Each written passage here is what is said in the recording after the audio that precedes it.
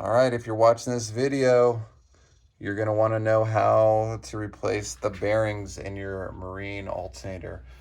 It's going to be tough, not going to lie, but with help of this video, I'm going to make it as easy as possible. Keep in mind, before you even start this video, make sure you test your alternator before you even take anything apart.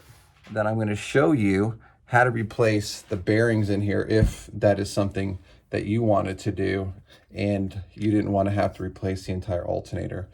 Keep in mind, a new alternator, depending on what model and how many amps that you have in it, a new alternator can be anywhere between $50 to maybe an upwards of like $75. And there's certain parts in here, like the voltage regulator here, or even like the capacitor here.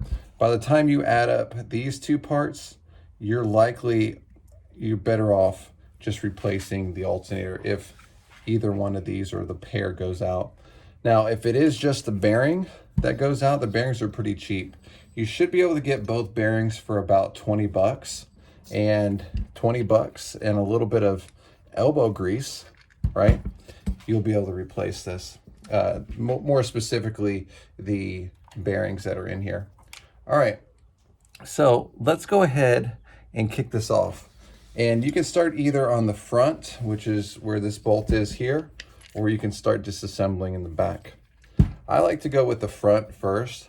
Now keep in mind, this is kind of where it's gonna benefit to have like a good impact gun. And this way you can get this center nut off the easiest. So I'll go ahead and work on getting this nut off. Now keep in mind, this thing is gonna wanna spin. So you're gonna wanna put something in the blade and into this forward assembly here to kind of immobilize it.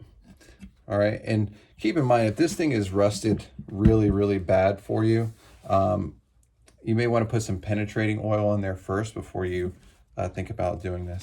So anyway, let's go ahead and loosen this bolt here.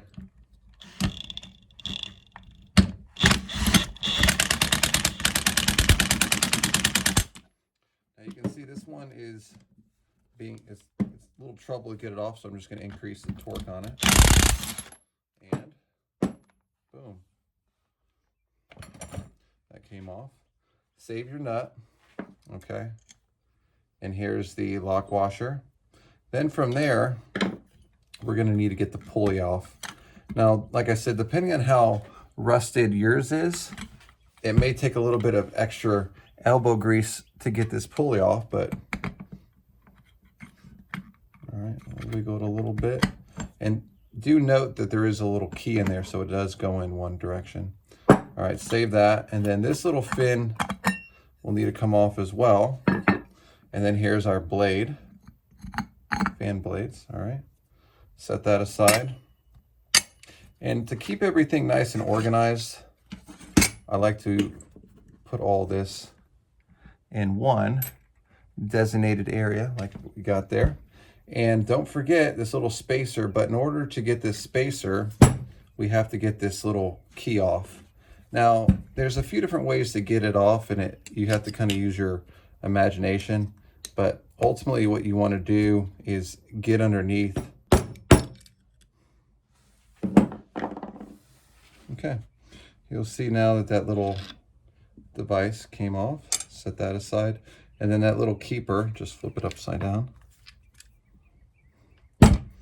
Definitely got to keep this kind of a big part there.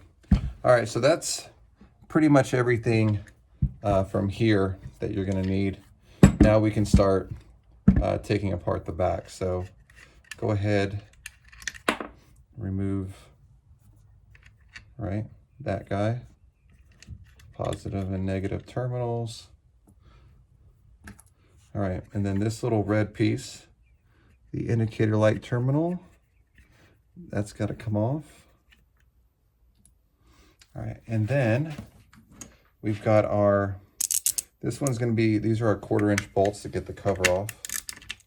You'll need to remove each one of those. Now this, once you get them loosened, it's probably not a bad idea to use your electric tools. Once they're loose, it's a go ahead and get them completely off here.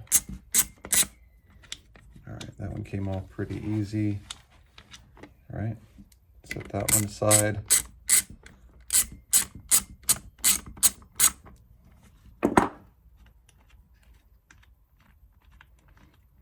right, and last but not least, there's your cover.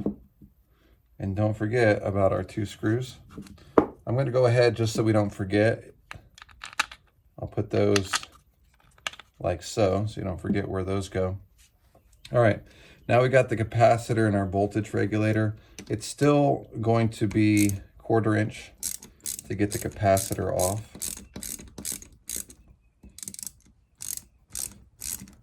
Now the reason we have to take this off is we need to be able to turn this upside down to kind of like use basically a rubber mallet to separate these two, and these terminals sticking up. There's not really a good place to kind of put anything here for leverage without possibly damaging these. So as a precaution, we're going to take this off. All right, and then the next piece here is going to be a 7/16. Loosen that off. And then this will get the voltage regulator out of the way. All right, and don't lose your bolts here. So set the voltage regulator aside. Try to keep that by itself. And then here, or that was the capacitor rather, let's go ahead and loosen. I believe this one is a 3/8, and we are correct. And then this should allow us to get the brush assembly off. You can order a new brush assembly too. Like I said, all these come separate depending on what you're trying to replace here and what's wrong. But yeah, this is the brush assembly right here. Now what I'm also going to do is, instead of taking these off to get the brush assembly off, I'm going to take it with the voltage regulator at the same time, so we can get this whole assembly off. You technically could just remove the brushes there, but we'll pull it off all as one.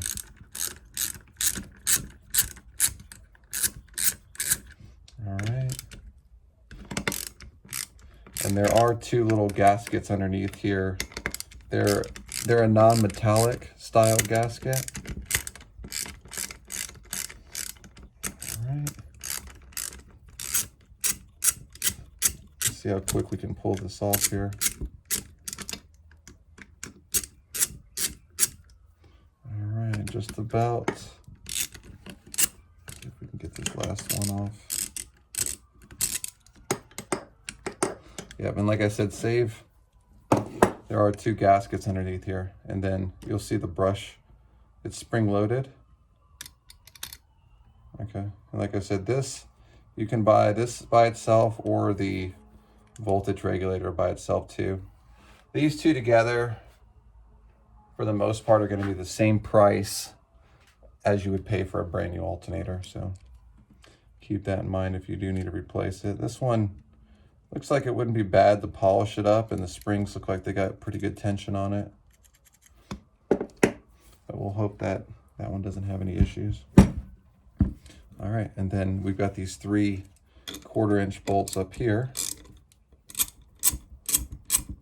Let's go ahead and loosen those.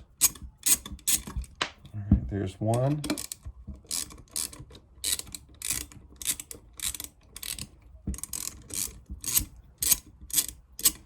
Now we're going through this pretty quick. Just keep in mind, as you're doing this yourself, try to stay organized as much as you can, so when it comes down to reassembling everything, you don't lose anything.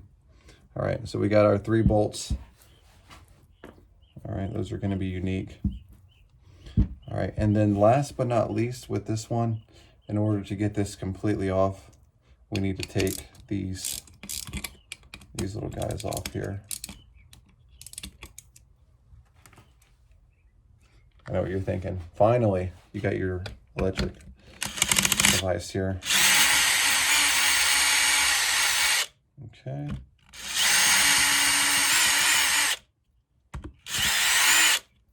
Boom.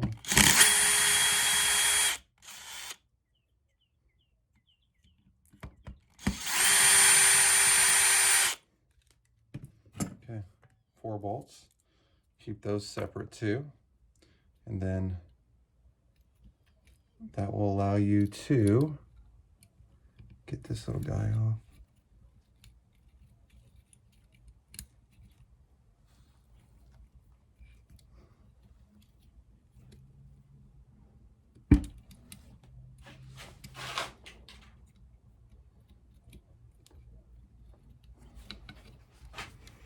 Now you'll see this one, it looks like it's kind of stuck.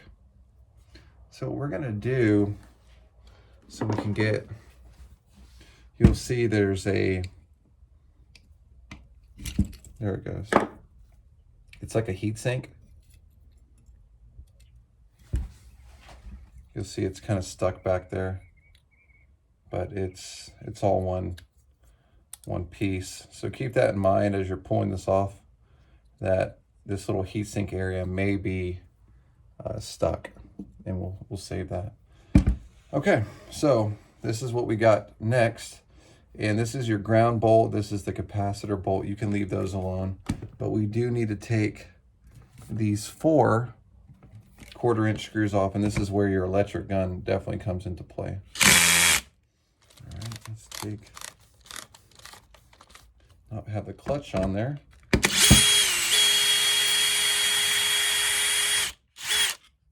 Okay, there's one.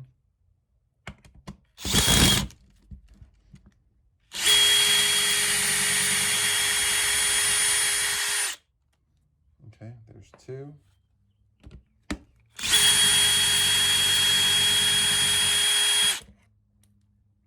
There's our 3rd guy.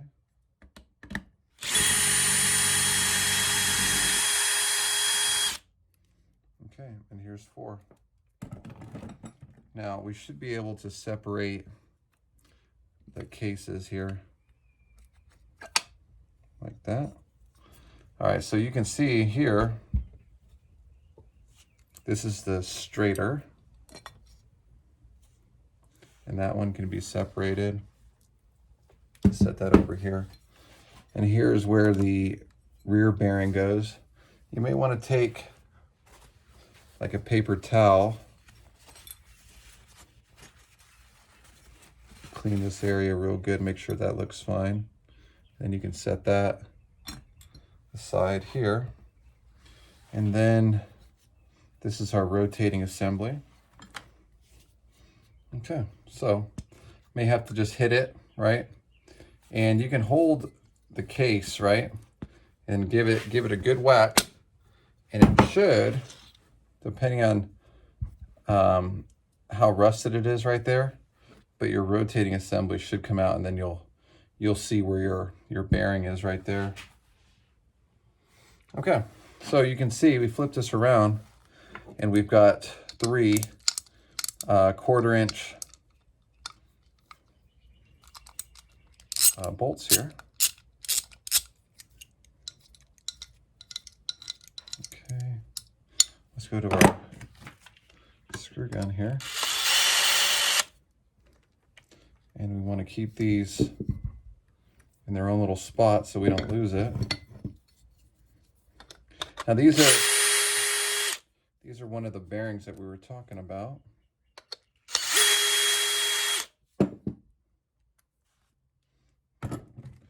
All right, now to get that bearing out, you could use a puller to pull it out, or if you have a socket, I got a 11/16 socket, and you can go ahead and put that in there, and then take your hammer, and actually it doesn't take much. You take your hammer and then go ahead and hit. Oh, how about that? Just pops right out like so. We'll go ahead, clean it real good, and then reinstall it. Now, like I said, since this alternator is no good for the purpose of this video, I'll show you the part number. The part number I have here, it's an NTN bearing, and this part number is 6203LXC3. Okay, and then this also matches the bearing that's back here. For the most part, it's easy to replace this bearing here because, like I said, it doesn't require that much effort. Now what we're going to do, that's going to be the apex. What we'll do now is go ahead and start reinstalling everything. And we'll say from right there, we put in our new bearings. Everything that you do moving forward, make sure you don't over torque anything. I'm not going to go over the torque specs on this, but what I will do is I'm going to use my electric gun here. And then this.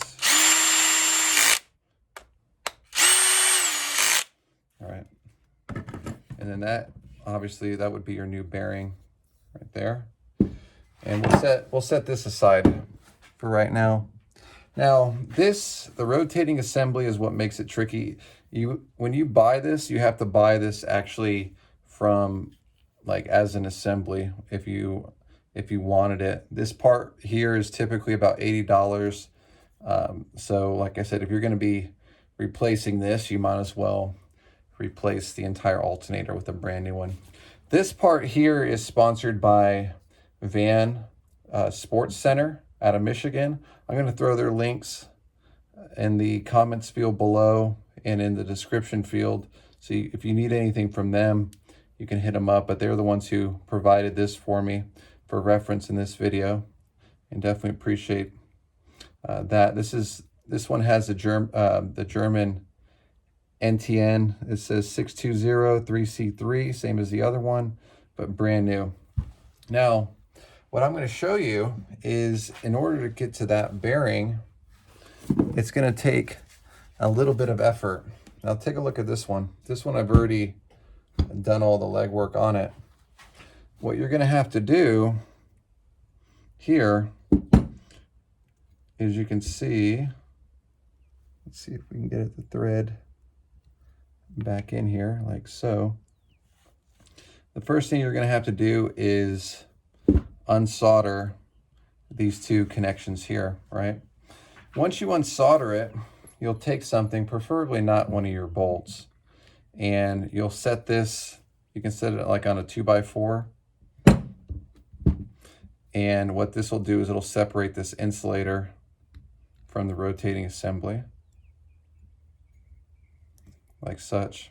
If you do damage this piece, you will have to buy either a new alternator or the new rotating assembly, because you can't buy just this by itself. Okay, the next piece here is, how do you get the old bearing off? And that's a little tricky. They have a few different tools on what you can use to get it off. I mean, you can even try using like two screwdrivers there if you like, but they actually make a bearing puller set that you can actually use. And what the bearing puller set does is it goes underneath the bearing like this, and then you can set this on a 2x4 and actually tap this down, and that bearing will come out if you're doing this like in your backyard. And then obviously, to put the new one on it, you'll just you'll take the old bearing off, and then you can take a socket, for example, like a socket here, and just make sure it's the right size, right? And then tap it back on. You may want to use something smaller that will go just around this inner race here, like so, right? And then give it a few taps until it seats all the way to the back here. All right, and just make sure as you're doing that you don't damage these wires, because once you do that, then your entire rotating assembly is no good. All right, and if you got questions about what bearing puller I'm talking about here, you should probably stop. And if you don't have one, you can probably rent it from. And for those wondering what I'm talking about, this is it here. It's a gear puller set. And what you'll do, essentially, is, I'm not going to fully install it, but you'll take like this and thread both bolts through it. And then you can essentially set this on a 2x4 on either side like that, and it'll suspend it upwards. and then you can tap that down and it'll pull that bearing off just like that. But yeah, that's called a bearing puller set. You can try to rent one from your local hardware store. If you have one, that would be ideal. Otherwise, like I said, go buy another alternator. Okay, so once you've popped this bearing off, like I said, tap on your new one, double check, make sure it's still good. And then last but not least, you'll need to put your insulator back on and put 2 solder connections and make sure these wires go through that little hole right there. All right, so anyway, now that, like I said, that's how you're gonna put this new bearing in the back here. Unfortunately, there's not an easy way to get to this. You have to unsolder it. Physically, like I said, there's just no way to get to this any other way. All right, well, that is how to replace both bearings, front and back. In order to reinstall everything, obviously you wanna just put it all back in reverse. But I hope you liked the video. As always, hit that subscribe button. Like the video if you thought it was helpful. Special shout out to Vans Sports Center over there in Michigan. Give them some love as well. Let me know if you have any questions or comments in the comments field below. As always, we'll catch you on the next episode. Have a good one, everybody. Later.